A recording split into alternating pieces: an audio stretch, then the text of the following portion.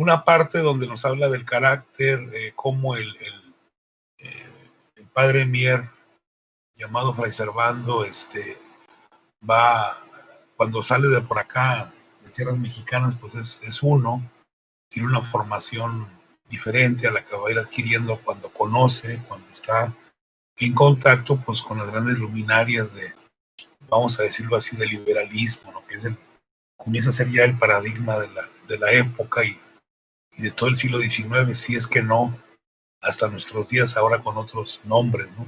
Pero bueno, vamos entonces a ver unos menos de 10 minutos y luego ya empezamos con el análisis de la clase.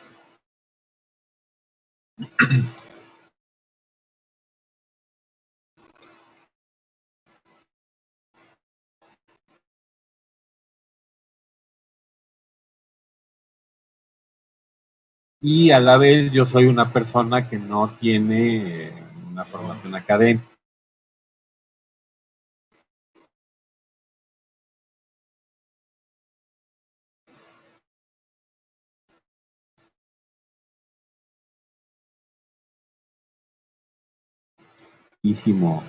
Que había dicho que Santo Tomás, y usted ha sido víctima de una injusticia, pero pues póngase a estudiar por 7, y que esta carga barroca se desploma en él en una época distinta. Entonces hay momentos, y esto no lo digo yo, ya lo había previsto José Lezama Lima, hay momentos en que pues Servando es un extraño en el mundo de la Revolución Francesa y del Imperio de Napoleón. Luego va Servando a Francia, se encuentra con una experiencia que para él fue capital y revolucionaria en grado sumo, que fue conocer al clero constitucional de la Revolución Francesa. Era una de las alternativas que fracasaron para poner en concordancia a la revolución con la Iglesia Católica. Y va a otros lados, va a Londres, donde entra en relación con después, si no con Miranda propiamente dicho, sí con el muy activo y muy poderoso grupo de conspiradores americanos que había en Londres. Va a Cádiz, donde está, no sabemos con qué exactitud, cercano a las Cortes. Está en España durante la invasión de Napoleón en 1808. Y bueno, va construyendo un personaje que se vuelve absolutamente fascinante en el momento decisivo, que es cuando una parte de la expedición de Mina es cercada y derrotada en el puerto no era un puerto, en la playa de Soto la Marina, en lo que ahora es Tamaulipas, y ahí Mier es arrestado por el ejército virreinal y conducido a la Ciudad de México. Ahí empiezan otras de las paradojas de la vida de Servando, porque Servando se salva del fusilamiento o de haber sido maltratado de otra manera, justamente porque es lo que él más detestaba, es decir, era un fraile dominico, un fraile apóstata, pero fraile al fin, y las personas que aprenden a Servando no tenían autoridad legal ni para encarcelarlo ni para fusilarlo, sino remitirlo era un caso para la Inquisición. Entonces llega Servando a la Inquisición, al Palacio de la Inquisición, que está justo enfrente, como ustedes saben,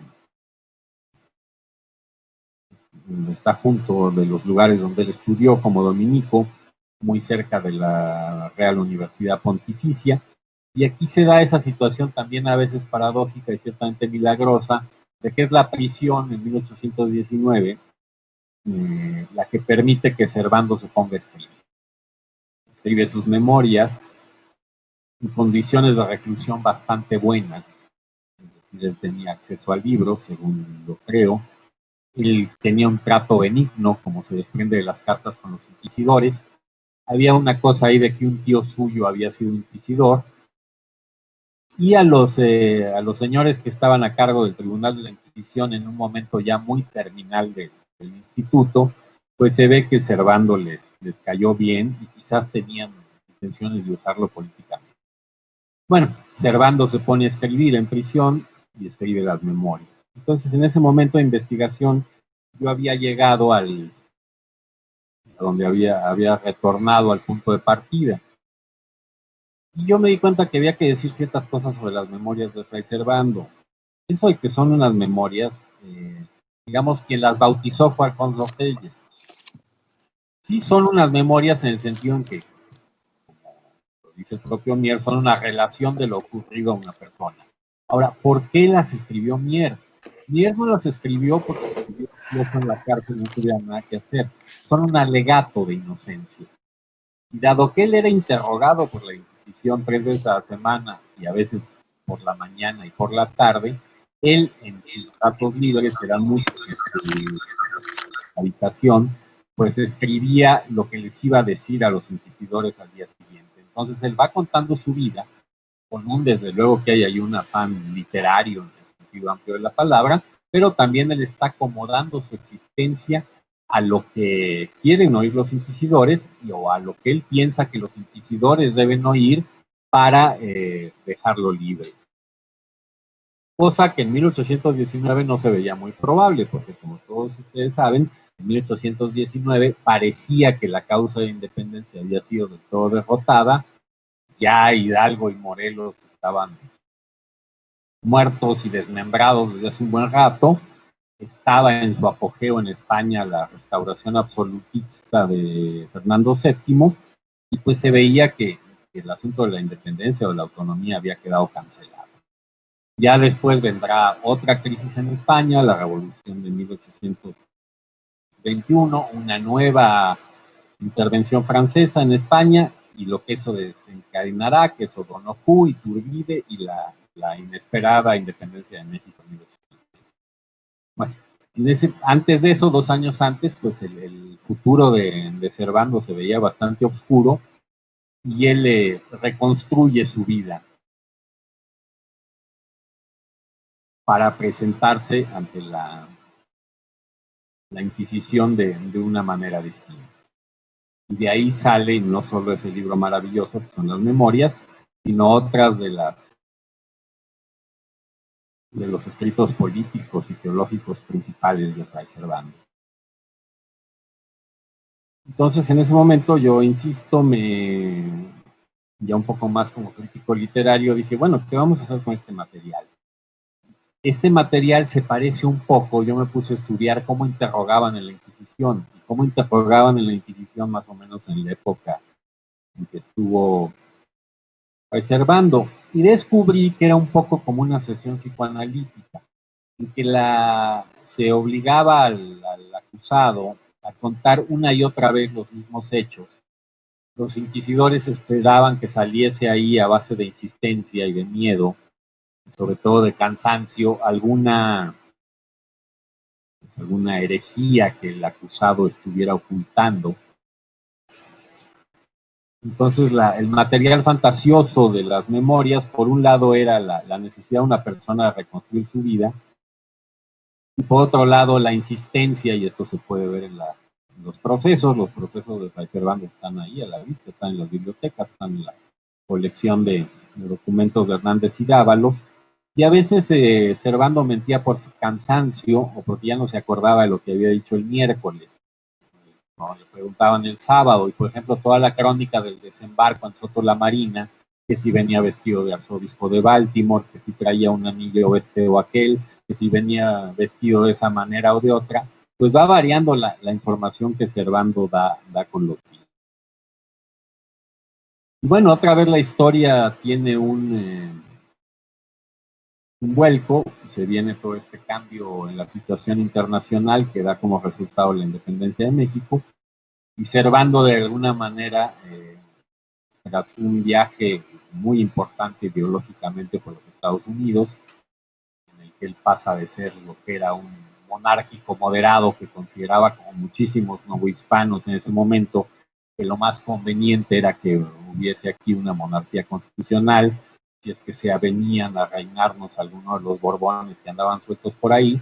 Bueno, este viaje a los Estados Unidos, a Filadelfia, Servando se convierte en, relativamente se radicaliza, como diríamos ahora, y se convierte en un republicano. Y Servando recoge lo que había cosechado, y cuando México se vuelve independiente, cuando la nación se bautiza, aparece convertido en lo que él quizás no soñó nunca en sus sueños más altos, que eran muy altos, es convertirse en una especie de abuelo de la patria, como uno de los pocos hombres en ese México huérfano de 1821 que tenía un conocimiento de la vida internacional de primera mano, y todo eso que había sido una aventura de fraile perseguido en España, en Portugal, en Francia, en los Estados Unidos, en Inglaterra, se vuelve un capital intelectual y político, para bien o para mal, más bien para bien, al servicio del nuevo país, ¿no?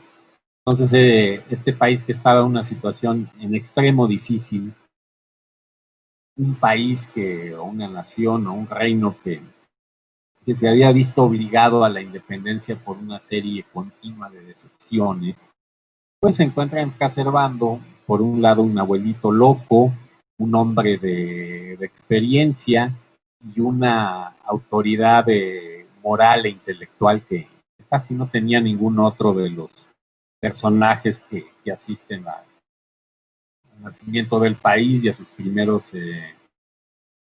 congresos constituyentes.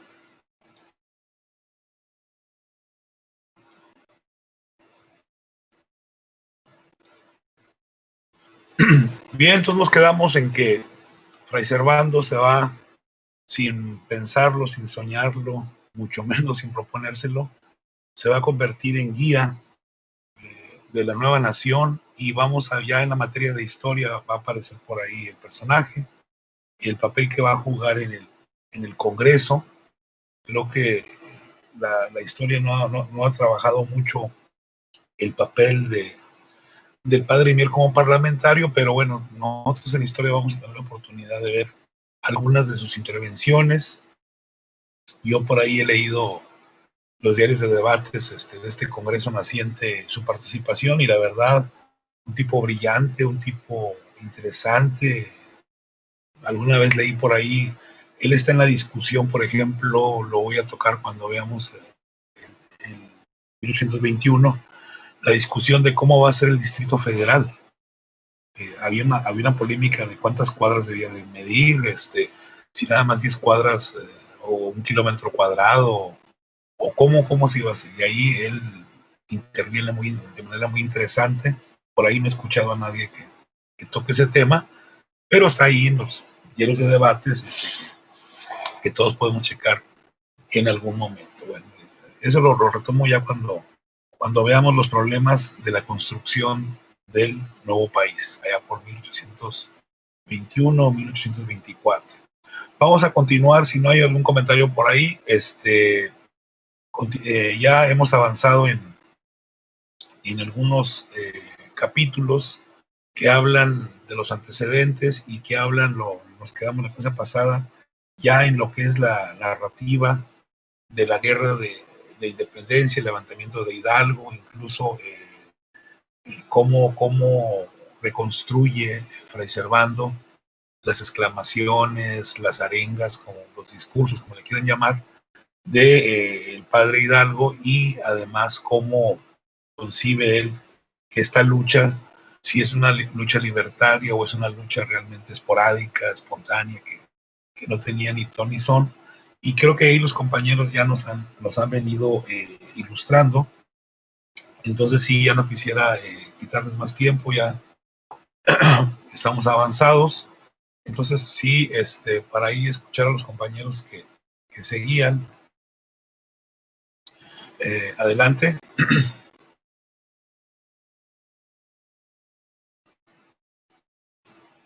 Por ahí el equipo 2 terminó, estaba terminando, y faltaba el siguiente, ¿sí? ¿Sí me escucho? Sí, adelante. Ah, muy bien. Sí, nosotros somos el equipo 3 y vamos a continuar. Bueno, creo que uno de los puntos que es lo que ustedes estaba diciendo, que narra el proceso de la guerra el inicio de la independencia, y pues en una de las partes dice que Hidalgo en un principio buscaba evitar derramar tanta sangre, tanto de sus aliados como de sus enemigos, porque no estaba en contra de Fernando VII, sino estaba en contra del mal gobierno de la Nueva España. Muy claro, ¿verdad? O sea, no sé por qué nos hemos confundido 100 años después, 200 años después. Adelante, digo, vean, si todos los ciudadanos leyéramos las obras clásicas, a lo mejor no cometeríamos tantas imprecisiones, ¿verdad? Pero bueno, adelante. Sí, y pues en ese caso, pues el virrey, incluso intentó Hidalgo tener un trato con el virrey para arreglar la situación, en el que Hidalgo le pedía pues que dejara de ser el virrey para que arreglara la situación, pero el virrey siempre se puso renuente a arreglarlo y nunca quiso, a pesar de que estaba teniendo derrotas constantes, a pesar de que sabía que en cualquier momento Hidalgo podía llegar a la capital y tomarla. Claro. Y que eso queda para la discusión si realmente la pudo haber tomado. Acuérdense que él se regresa, ¿no? En los límites. Adelante.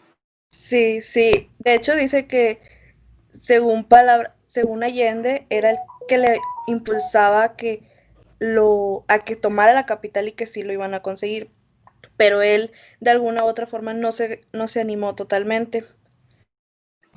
Por lo mismo, porque quería evitar que se derramara más sangre, porque sabían que la capital estaba siendo situada por el mismo ejército realista para evitar que entrara Hidalgo y los insurgentes.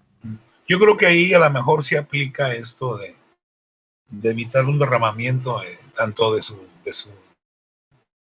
nutrido ejército, por llamarlo ejército, ¿no? Ya hablamos más o menos cómo se constituía, y obviamente pues del ejército realista, que pues también eran seres humanos. Acuérdense que él es clérigo, ¿no? Pues, tiene una idea muy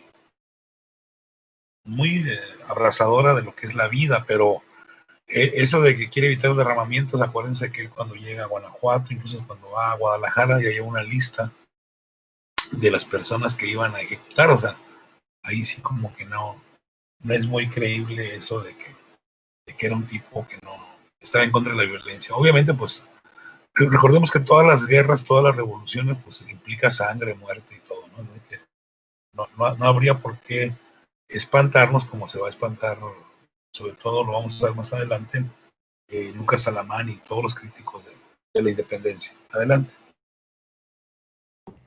Sí, y una de las preguntas que sí deja pensando mucho que hace Fray Servando dice que si Hidalgo intentó enviar una propuesta y que el virrey no lo acepta, al contrario, ni siquiera la lee ni le presta atención y busca seguir adelante, dice, ¿por qué el virrey no acepta al menos para tranquilizar a Hidalgo y al ejército insurgente y así él ganar tiempo para recuperarse?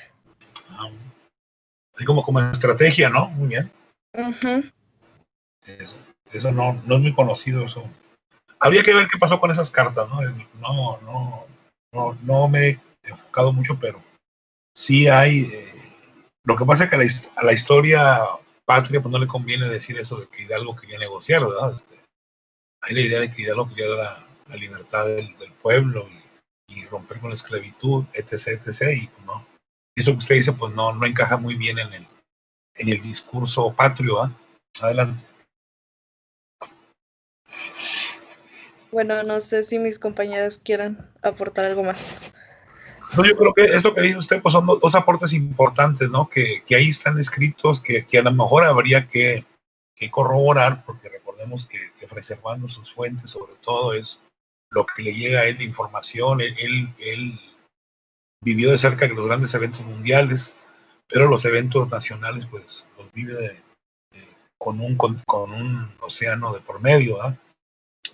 Pero sí él está pendiente, y además recordemos, él recibe todas las publicaciones, todos los folletos, todos los periódicos que comienzan a editarse ya desde hacía tiempo, y pues es un ¿cómo le puedo? Un testigo de este proceso que, como lo dijo ya ahorita su biógrafo, al final va a ser la persona más longeva que vivió el proceso, que fue y ya estaba maduro cuando la independencia inició, y eso va a contar como experiencia y le va a dar una fuerza moral increíble ya en 1821, pero bueno, eso lo comentamos ya en historia. Bueno, muy bien, sus otros compañeros, a ver qué nos dicen. Buenas. Sí, Alan. Yo soy la otra compañera. Bueno. Sí. Algo que me llamó mucho la atención apenas iniciando la lectura fue pues la escritura de el texto, y eso fue algo que me descolocó en un principio, pero después tuvimos la materia de análisis del discurso. Claro. Y como que eso ya aclaró las dudas que podía tener sobre eso. Perdón el ruido. Entonces, sí, es como que a veces yo entendía lo que estaba leyendo, pero estaba escrito de una forma diferente a lo normal, o sea, palabras donde, no sé, decía protección y llevaba X y cosas así, y eso como que resultaba un poco mareante. Sí. Pero después de un rato se acostumbra. Entonces, sí era algo que quería destacar un poco. Mire, qué buena observación. Bueno, lo del análisis del discurso, pues sí, hace falta, ¿no? Como una parte de la metodología, una forma de enfocar. En cuanto a lo que es último que usted dice, es muy interesante, y yo también me llamaba la atención, y encontré respuestas ya hace unos cuantos años, hace poco, y tiene que ver, esto lo vimos ayer, de hecho ayer lo vimos en producción editorial, cuando estábamos viendo la historia del libro, y hay que nada más explicar así rapidísimo, porque su pregunta es muy, muy importante, cómo eran las imprentas de entonces. Las imprentas, ya para la época en que produce Fray Servando su obra, las más importantes pues se encontraban allá por Holanda, por Alemania, por misma Inglaterra. Lo que pasa es que había libros que requerían mucha técnica, mucha tecnología para imprimirse, y otros se imprimían que eran textos, ahora sí, un texto de puro texto, no sé si me explico, un texto que era pura letra, cero monito, cero impreso, cero. Y entonces ahí a veces se acababan las palabras. O sea, el libro se imprime con tipos, o sea, cada tipo es una letrita, y el que hacía, el que imprimía la hoja, pues tenía que hacer en una base de madera con tipos de fierro o de acero las frases. Y pues imagínense, yo creo que de la A habría que unas 1000, y de la B otras 1000. A veces faltaban tipos, se les acababan, y lo que ponían era un equivalente. Pues por eso a veces vemos que hay letras repetidas, que hay unas como espacios en blanco, y otras que se pone una letra por otra, porque aparte de que era la costumbre, o sobre todo la X y la J y todo eso, pero también porque se les acababan los tipos. Entonces ponían una que sonara igual, o que más o menos sonara igual, o se leyera más o menos igual. Y esto explica por qué en las producciones así tan, ¿cómo les podríamos llamar? ¿Elaborada? Sí, pero que no son ostentosas, ¿no? Okay. O sea, no es un libro de anatomía, no es un libro de geometría o de cartografía. Imagínense, las cartografías estaban hechas con toda la mano, de hecho estaban hechas con imprenta y hechas también con dibujos, ¿no? Con grabados. Y no, está más, salvo la portadilla, la portada, no tiene mucho trabajo artesanal y mucho trabajo artístico. Entonces por eso se da eso, y qué bueno que lo comentó y lo preguntó, porque yo tampoco sabía qué onda con eso.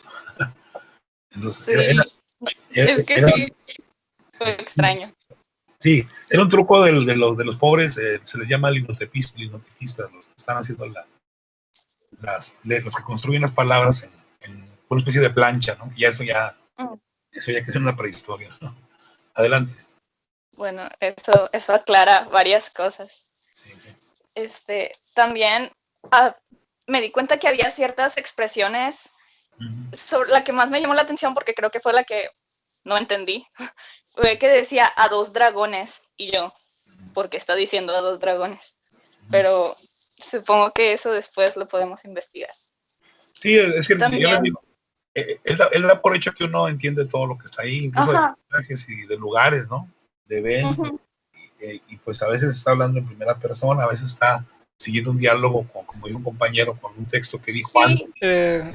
Respecto a los dragones, no estoy seguro a qué se puede referir con 2 dragones, pero lo que sí sé es que a veces en textos viejos dragón es referente a una unidad de una unidad de caballería. Pero del ejército napoleónico, es como el dragón era como una especie, pues, o sea, de sujeto en caballo y creo que con rifle, no me acuerdo bien. A lo mejor está haciendo referencia a una distancia que podría recorrer uno de estos jinetes. No estoy seguro. Sí. No, y acuérdense quién es el dragón número 1, lo vamos a ver en 1821. ¿Verdad? Es un apelativo que se logró más bien un concepto para cierto tipo de nivel militar, ¿verdad? En España es muy usado el dragón, que venía desde la época de los reyes, pero que acá se le va a aplicar, por ejemplo, el caso de Iturbide, pero eso lo vemos. Adelante. Ok, pues sí, eso me lleva al siguiente punto, que era que Fry asume que el lector sabe ciertas cosas y no solo que el lector, o sea, no solo asume que el lector sabe cosas, sino también otros personajes. Había una parte que me llamó mucho la atención en donde dice que esa persona en esos momentos pensó que tuvo muy mala suerte de estar allí o algo así. Algo así como que muy específico y es como que, ¿y tú cómo sabes lo que esta persona pensó? O sea, ahí ya se puede entrever que hay ficción de por medio, entonces me pareció un poco gracioso, es como que disimúlale tantito. Sí, son aparte los trucos o la posibilidad que tiene el escritor de ese tiempo y más como lo dijo Christopher Domínguez, un tipo, insisto, hijo espiritual de nada más de Octavio Paz, ¿no? Entonces están ahí, conocen realmente la capacidad y el estilo de Fray Servando, que además no es el Fray Servando que leen los literatos, que él se refiere a las mal llamadas memorias. Aquí estamos hablando de sus primeras obras, ¿no? Escritas, y que también ya demuestra un escritor bastante adornado, vamos a decirlo así, ¿no? Sí. Muy bien. Y pues también, ahí, pues ahora era algo que me causaba duda, pero creo que ya después de que usted explicó sobre lo de las imprentas y así, ya puedo entender mejor por qué. Que era eso de que de pronto él hablaba en primera persona y después hablaba diciendo unas cosas y al final de esa parte del texto ya como que explicaba que eso lo dijo alguien más. O sea, que él estaba como que repitiendo las palabras de alguien más, pero estaba muy extraño porque en un principio lo leías parejo, o sea, como si lo estuviera diciendo él y te confundía. Entonces yo creo que eso era por la imprenta, que el texto no estaba acomodado de forma muy clara como para entender eso. Se les habían acabado las comillas o no se podía, se le llama la caja, ¿no? Una hoja es una caja y a veces la caja no se puede modificar por razones técnicas y pues parece que es. Por eso si ustedes se fijan ya en los textos más recientes, digo, en el siglo XIX también, la página se maneja con 2 cajas, ¿no? La caja que es el texto y la caja más delgada, menos ancha, que es la de las citas, lo que se le llama acá en el lenguaje norteño los chorizos, ¿no? De que dijo, órale, agregó, órale, concluyó, órale. Así como escriben los periodistas, ¿no? Hacen 3 páginas bien rápido, pues así está yo, ¿verdad? Con puras citas y citas. Creo que aquí el problema es ¿no? De que hay también ese problema técnico. Como que se hizo al vapor un poco la obra de Fray Servando. Obviamente ya, insisto, ya hay tradición libresca en Inglaterra, pero hay de libros a libros. O sea, los libros realmente que están hechos con toda la mano, pues tienen que ver con lo que era más caro, más comercial, los libros de anatomía, libros de geografía, libros de viajeros, libros técnicos también ya comienza a ver para esta época. Y pues están los libros ya más literarios, más que también tenían su valor. En este caso vamos a ver por ahí unas imágenes la encuadernación, ¿verdad? A lo mejor el papel tenía que ser de calidad, el de Fray Servando creo que es de mediana calidad, pero sí las encuadernaciones sí son de piel, ¿verdad? Entonces, todo eso le damos un valor al libro, pero bueno, qué bueno que tocan el tema porque creo que como historiadores no debemos de ser más, como está haciendo usted, un pensamiento crítico, ¿no? Hacia la obra en general, no solamente al contenido. Adelante. También me recordó un poco mientras leía un poco el periodismo, porque muchas veces él comentaba cosas como de que supe de buena fuente que pasó esto, o que alguien dijo esto y esto. Y es algo que pasa, o sea, que lo dice varias veces, entonces me recordó un poco a cuando nos piden hacer, no sé, entrevistas o investigar ciertas cosas de personas. Entonces me pareció interesante ver como que todo era como una mezcla muy rara de muchas cosas, muchos géneros. Sí, fíjese, ahora sí que dio en el clavo, es exactamente eso. O sea, antes los escritores no son como nosotros ahora, que nos hemos especializado o creemos que nos hemos especializado. Antes el escritor era más diverso. Yo creo que tenía que empezar en su origen con textos religiosos, ¿no? La ventaja de quien estudia con fundamento en las religiones es que aprende la gramática, creo que como debe ser, ¿verdad? y eso le da más facilidades para luego manipular el lenguaje, manipular los conceptos. Pero sí, ya en lo que es la escritura, toda esta generación, la mayoría de ellos se van a dedicar, como se le llama burdamente, a los pasquines, a los periodiquitos. Entonces todos ellos tienen esta formación de periodistas y esto, como usted lo dice, sirve o funciona porque permite reconstruir y permite rápidamente crear una comunicación directa con el objeto de estudio. Por ahí luego alguien sugiere que los que estudiamos historia también deberíamos de abrazar un poquito el periodismo, o sea, la nota rápida, la nota corta, la nota diaria. Creo que no está tan mal dicho esto.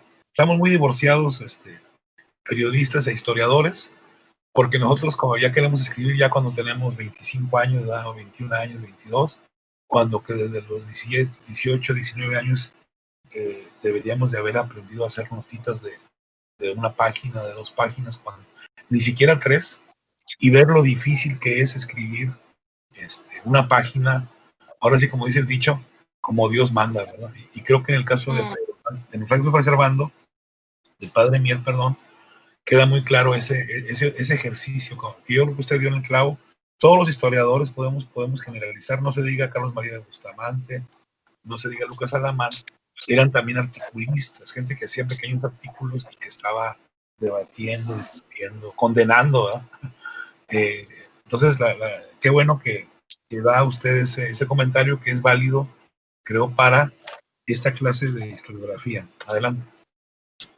Y pues, ya que mencionó lo del contexto religioso, hay una parte como por la mitad del texto en donde comienza a profundizar un poco en ese tema y menciona a San Pedro y dice cosas como de que San Pedro fue el elegido por Dios y él tiene el derecho a ir a cualquier parte, o sea, aparecer en cualquier parte del mundo y como imponerse, y sin importar como que el idioma o la religión que hubiera en ese lugar.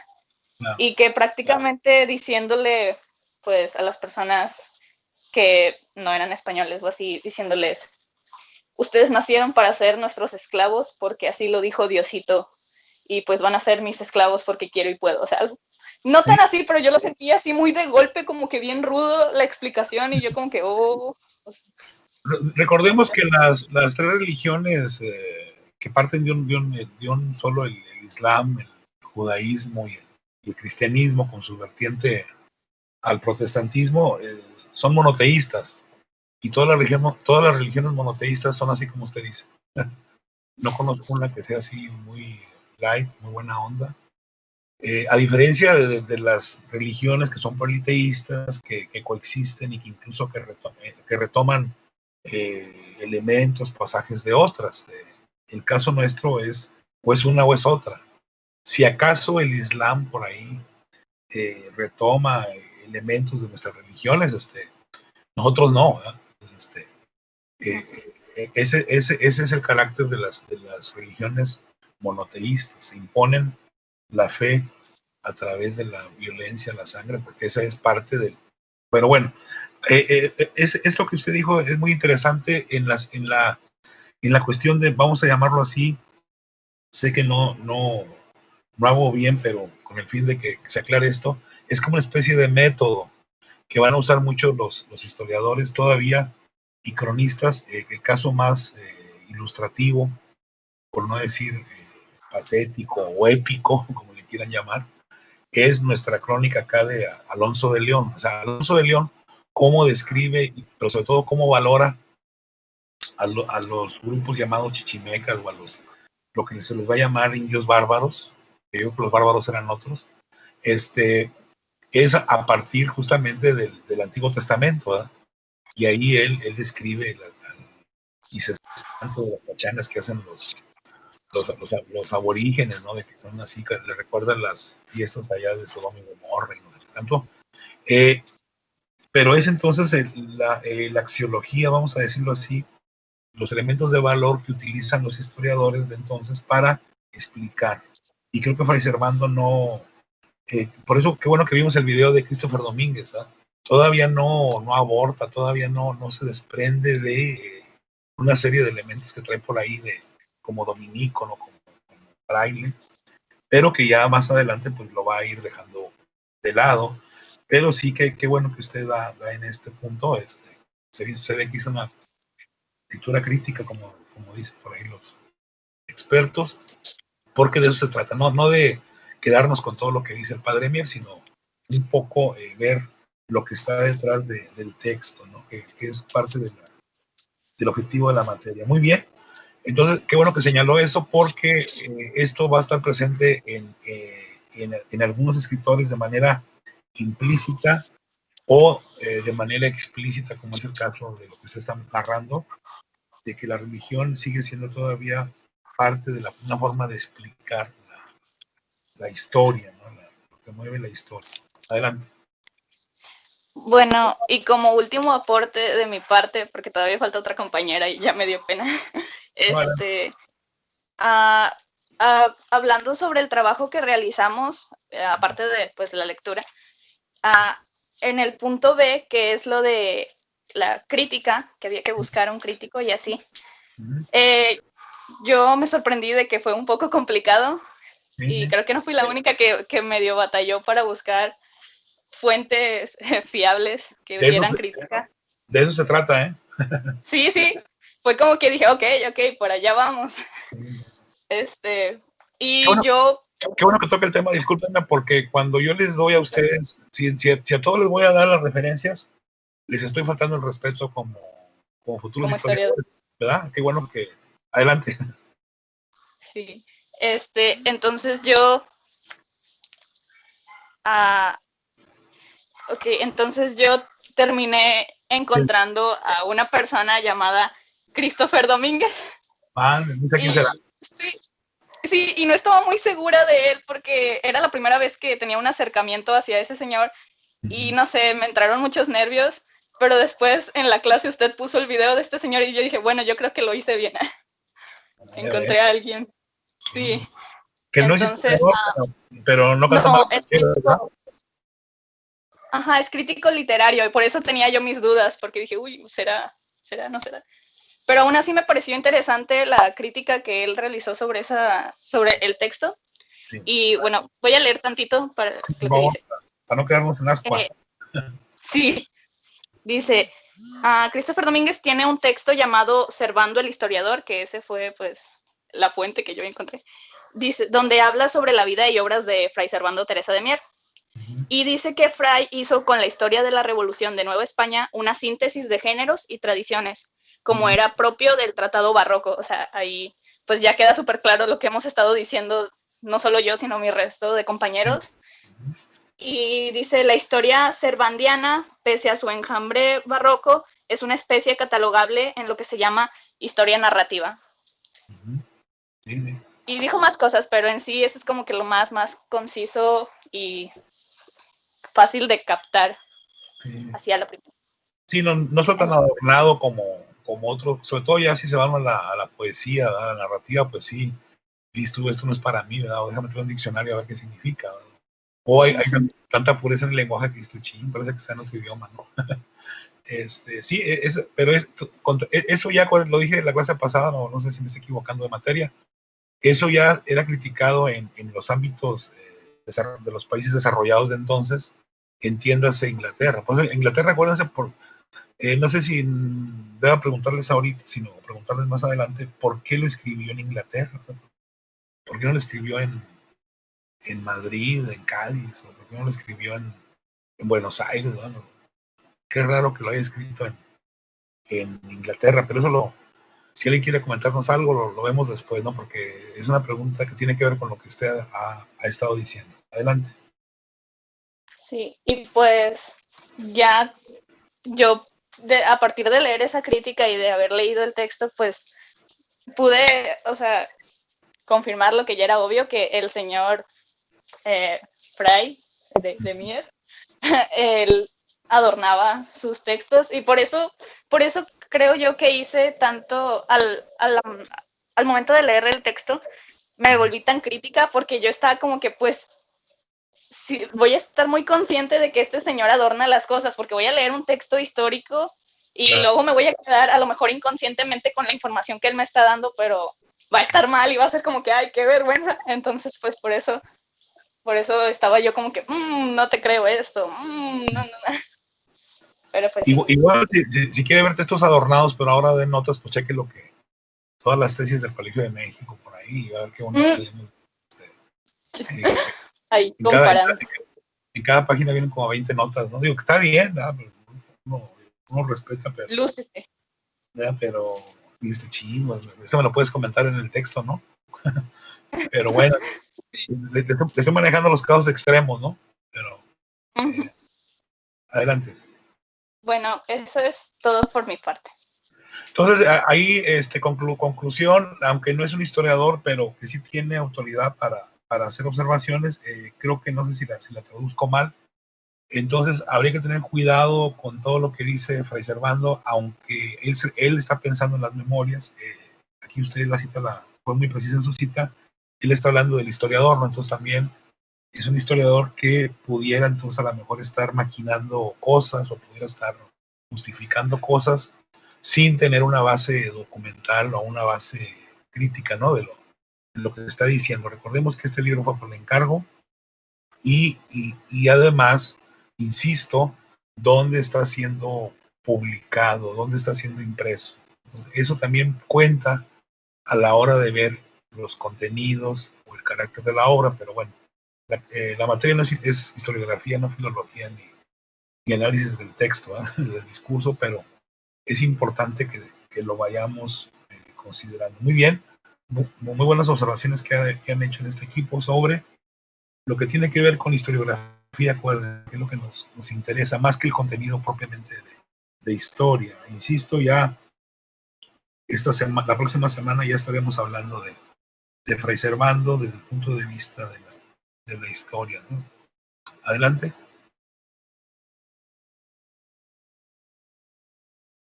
¿De su equipo son todos o falta alguna compañera, compañero? Falto yo. Ahí voy. Ya, faltaba una, ¿no? Adelante. Ok. Bueno, ya para ir concluyendo con nuestro equipo, a mí me gustaría hablar un poco sobre las contradicciones que hace Padre Mier al relatar. Por ejemplo, encontramos que, bueno, supuestamente Calleja habla sobre, bueno, hizo un reporte de una batalla que supuestamente duró 1 hora, pero tenemos que Padre Mier lo contradice y dice, no, eso no duró 1 hora, duró mucho menos, ni siquiera 5 minutos. Y vemos también, además, cómo él habla acerca de hacer exageraciones, o al menos en este mismo capítulo, puesto que bueno, además de esta, menciona también que era común que varios oficiales del ejército realista, pues, como que manipularan ahí sus reportes y pues siempre iban a escribir que ellos tuvieron menos pérdidas que el ejército contra el que estaban combatiendo, o que si ellos tuvieron pérdidas, pues mm, al menos ganaron la batalla o cosas así por el estilo, porque bueno, pues quizás no era tan conveniente para el ejército realista, pues informarle al virrey o inclusive al rey de España que pues estamos perdiendo, no solo hombres, sino también armamento. Fíjense que interesante esto, que ya qué bueno que lo destaca, porque luego algunos historiadores así que son expertos en historia militar, pues reconstruyen su espectro histórico, como diría la compañera hace rato, con base en fuentes militares, ¿verdad? En partes militares, en partes de guerra. Y pues bueno, ahí lo que de esto que usted dice ya nos va a llamar la atención por siempre, ¿no? ¿Qué tan objetivos son? ¿No? Lo vimos en la clase pasada cuando hablábamos de la genealogía y la línea del tiempo de los Borbones. Mismo Napoleón inventaba, ¿no? Siempre decía que muy apenas había ganado, o que había sido muy fácil, o que había sido realmente muy pletórico, muy heroico el triunfo. Entonces, esto quiere decir, esto que usted dice es muy interesante, porque entonces tenemos que ver con lupa las descripciones que se hagan sobre una guerra, porque Hidalgo tenía fama de que sus guerras eran muy sangrientas, o ya en el caso ya de militar contra militar eran muy bobas, muy ingenuas, ¿no? De falta de liderazgo, y que pues eran muchos, pero pues no lo corrían, y a todos les daba miedo el ruido de la pólvora y su olor. Entonces, aguas, qué bueno que usted señala todo esto, porque tendríamos que tener un aparato crítico para entender esto de las batallas, que ya hay trabajos interesantes, pero a lo que voy es, si uno lee los originales, los textos clásicos, pues se puede ir con la finta, ¿no? Y esto que usted dice es muy interesante, la polémica, ¿no? De dos enfoques. Adelante. Bueno, otra cosa también ya para ir finalizando, que me llamó mucho la atención, fueron también los números, a mi parecer muy exactos, Sí. que maneja Padre Mier, porque, por ejemplo, al momento en el que él habla sobre que se empiezan a reclutar españoles y quizás también pues criollos, pues él nos dice que fueron 4,000 hombres y que al momento de que se les hace el llamado para acudir a batalla, que solamente acudieron 600. Esto quizás sí pudo haber estado documentado, la verdad no estoy muy segura, pero también al hablar sobre sus fuentes, él, bueno, ya hemos estado comentando también sobre esto, él hace comentarios como este autor europeo cuenta, o este pensamiento europeo, además de que también escribe, otros añaden que dijo haber sido, y también para referirse a, por ejemplo, a Calleja y lo que él redactó supuestamente en sus informes, él menciona, Calleja confirma, o también al hablar de Torcuato Trujillo, que dice, pero según él parte, y luego ya empieza con pues su cita, ¿no? Textual, de lo que supuestamente esta persona había redactado o había dicho. Sí, sí. Que en algunos casos, pues sí son textos oficiales, ¿no? Recordemos que así como hoy pensamos que desde Nueva York o desde Washington nos están observando en estos momentos, ¿no? Y saben qué estamos diciendo y cosas por el estilo. Y en aquel tiempo ya Inglaterra se estaba configurando ya como la potencia del momento, y ahí confluyen, recordemos, todos los personajes que están involucrados en la independencia hispanoamericana, ¿no? Quizás las huestes más, o los grupos más connotados, pues la gente que anda con Bolívar, con todos los libertadores por ahí, y ellos se juntan, ellos tienen información, y además, a través de los puertos, las embajadas, los consulados, llega toda esa información que hoy diríamos que es la CIA o la KGB, o no sé, el FBI, ¿verdad?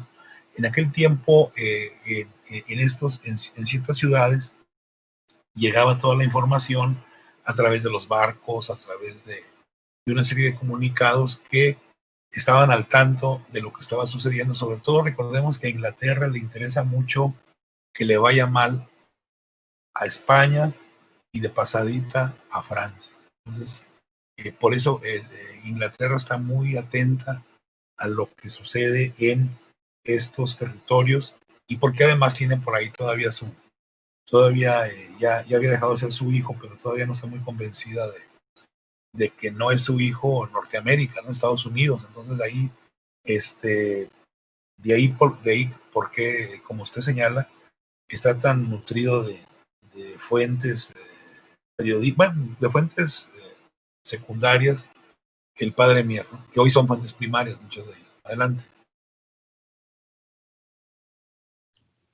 Y bueno, ya para finalizar, una de las cosas que, bueno, me pareció un poquito divertido fue cómo él iba también metiendo, pues sus pensamientos, podríamos decir. Y bueno, pues es entendible, ¿no? Como cuando hace referencia, bueno, hace la comparación entre Hidalgo, y si no mal recuerdo era Aníbal, de que no supieron aprovechar sus victorias, ¿no?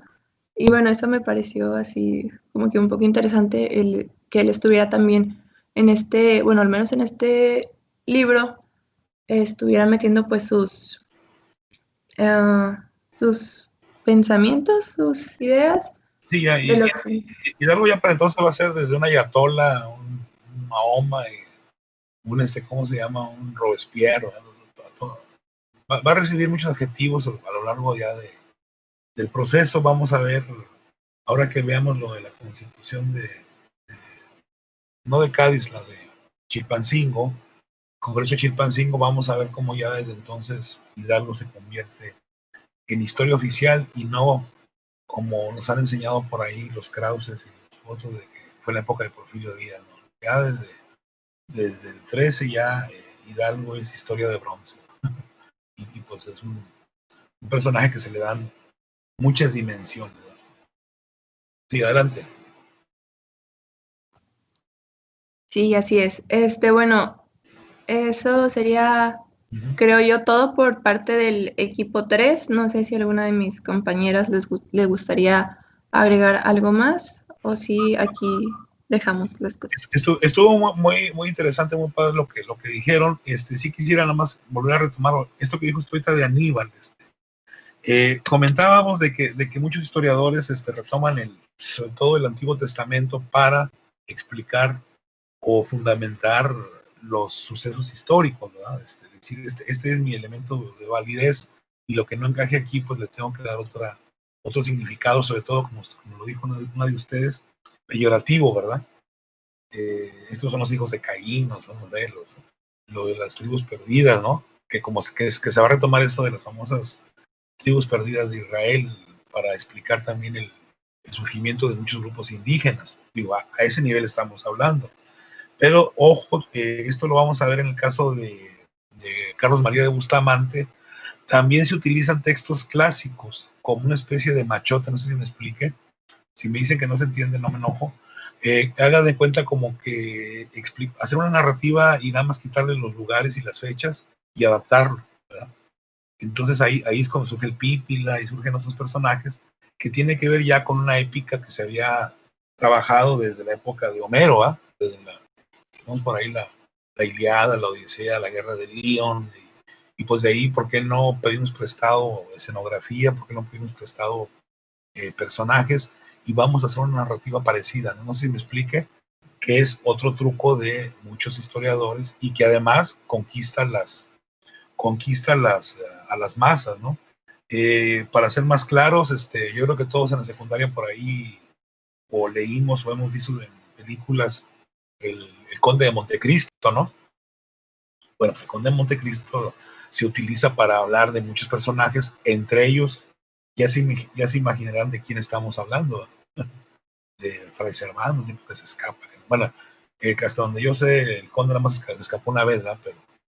Pero se las cobró todas las que le hicieron y pues, vamos. Adelante. En el video, ya como por la mitad o por el final, mencionaba que una de sus inspiraciones de niño había sido el Conde de Montecristo y que por eso se había sentido tan identificado con la historia de Padre Mier, porque era básicamente como una versión más de historia, pero de ese mismo ¿Sí? relato. Sí. Y eso, digo, no aplica así directamente con el padre por cuestiones anacrónicas, ¿verdad? Pero sí, en el caso en primer lugar, del Antiguo Testamento, y en segundo, obras literarias clásicas, los historiadores vamos a ser bien picudos y nos las vamos a usar casi como pasante, ¿verdad? Y nomás le quitamos la fecha, le quitamos el personaje y hacemos el mismo drama, la misma épica, vamos a decirlo así. Entonces, aguas, yo sé que ustedes están muy jóvenes todavía, pero ya por lo que escuché, he estado escuchando, ya tienen mucha madurez y esta clase nos debe servir para eso, ¿no? Para ir avanzando en el conocimiento del discurso, ¿no? Y qué bueno que lo mencionan, este dato del Conde de Montecristo, ¿no? Entonces yo creo que ahí todos nos involucramos con épicas, con pasajes, con momentos, y bueno, quisiéramos que las historias se repitieran, y si no se repiten, pues hacemos como que se parecen, ¿verdad? Entonces, aguas con los trucos, aguas con... De todo esto se preocuparon y quisieron resolverlo los positivistas 20, 30 años después de lo que estamos viendo ahorita, pero tampoco les fue muy bien, sobre todo cuando se enfrentaron con los marxistas de primera generación, entre ellos el propio Marx, ¿no? Pero eso ya es historiografía general, que ya por ahí lo vieron en la otra materia, ¿no? Adelante, buen comentario por ahí. Bueno, ya estamos casi del otro lado. Seguiría el equipo 4, ¿verdad? Por ahí el equipo 4 me escucha. Sí, profe. Entonces empezamos la próxima, ¿cómo ven? Sí, está bien. Sí, porque ya nos quedan por ahí minutitos ya. Yo sé que ustedes no a lo mejor tengan otra materia, porque entre que nos cambiamos y eso se nos van 15 minutos por ahí o 20 en lo que preparamos los materiales.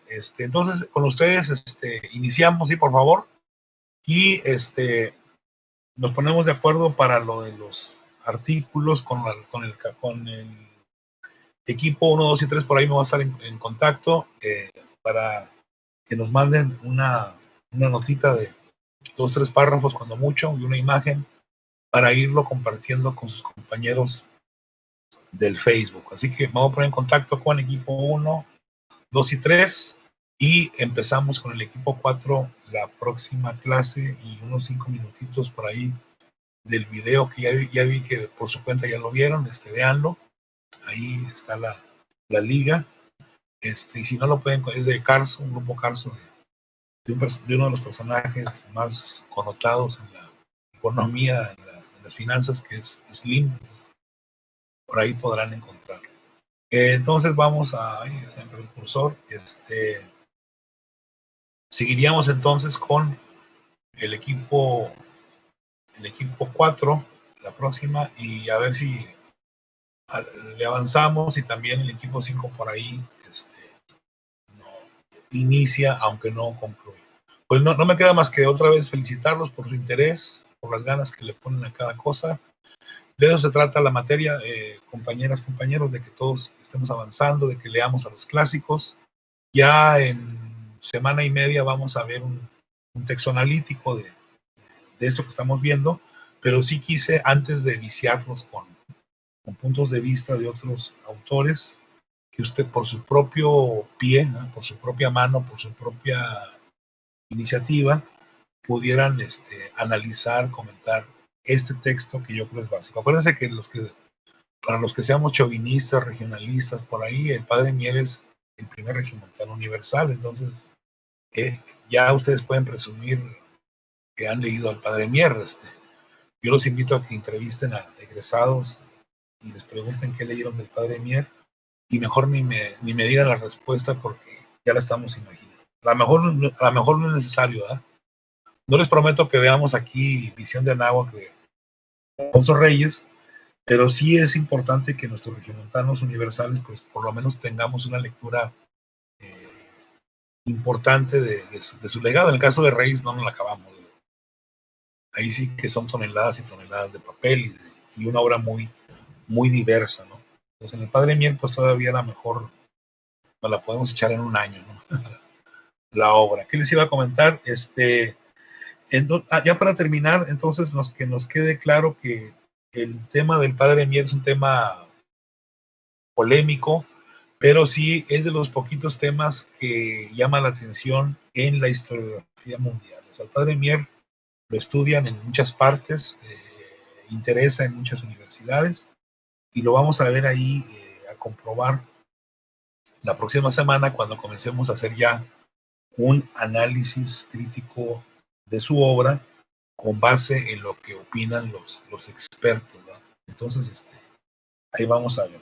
Nosotros como Historia de México, acuérdense que a todo el mundo le interesan los mayas, los mexicas, o llámenle aztecas si quieren, y para de contar, la revolución llama la atención, obviamente los íconos con Zapata Villa, ¿verdad?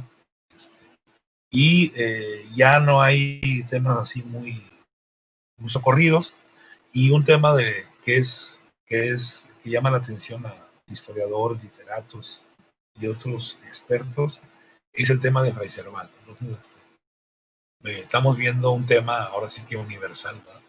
Por algo también se le llama el regiomontano universal, aunque como ustedes verán, no sé ahí cómo han visto reflejado Monterrey. Yo no lo he visto, no sé ustedes, si ustedes ya lo vieron, pues ahí me cuentan, ¿verdad? Acuérdense que adelante, Elías. No, es más que nada una duda, profesor. Es que, no sé, me quedó ahí la duda. Pero no, el regiomontano universal no llama, al regiomontano universal no lo llamaban también a Alfonso Reyes. Nomás tenemos dos. Nomás ellos dos. Ah, ya. Sí. Gracias. Y pues Alfonso Reyes, pues es una historia más, ¿cómo le podría llamar? Que está más fuera de nuestro alcance, ¿no? Pues porque, tenemos la obligación de leerlo, ¿no? Yo les recomiendo que, una chance que tengan, no les aseguro que lo veamos en la clase, porque me interesa que veamos más otros autores. Pero pues tiene su visión de Anáhuac, ¿no? Que creo que vale la pena echarle una ojeada, y que incluso las primeras frases por ahí se las apropió un literato así muy metido a la difusión de la historia, Carlos Fuentes, ¿no? Con La región más transparente. El primer regiomontano es Fray Servando. No me sé si mucho la historia cívica, pero sí es Fray Servando, y el otro es Alfonso Reyes, ¿no? Ya, y párale de contar otros personajes importantes que a la inversa no son de aquí y han venido a hacer obra, pues no podemos dejar de pensar. Alguien que sí vamos a ver por ahí, el famoso doctor José Eleuterio González, que de pasadita él publica lo que él llama la biografía del Padre Mier. Pobrecito, él le llama biografía en lugar de memorias, y además la gente que no sabe de libros, pues cree que él escribió cuando es una compilación. Lo único que es de su autoría son las primeras 11 páginas, pero bueno, eso pasa, dicen por ahí las abuelas, los abuelos, hasta en las mejores familias. Como verán, ya estamos comenzando a hablar más del pobre doctor Gonzalitos, ahora sí que, como dicen en el rancho, que tanto le debemos. Y hablo en general, no en primera persona. Por lo menos es el abuelito o el padre de la historiografía norestense, eso sí, nos debe quedar claro por allá cuando hablemos de la historiografía norestense. Pero sí son ellos dos, no sé si hay un tercero, pero hasta donde yo sé, nomás son dos. Ahí si saben de un tercero me avisan, Recuerden que Gonzalitos, con todo y lo fregón que fue, él es tapatío, él es de Guadalajara. ¿Alguna otra pregunta por ahí? Bueno, entonces voy a estar en contacto con estos equipos 1, 2 y 3 para que los demás estén enterados y no crean que los demás los discrimino. Ya luego hablaré con el 4, 5 y 6 y los espero entonces la próxima semana. Cuídense, chequen por ahí los comentarios, no se olviden checar las carpetas de actividades que tenemos ahí, de lecturas, y nos vemos entonces la próxima semana y agradecer su participación, su asistencia y su puntualidad. Cuídense mucho.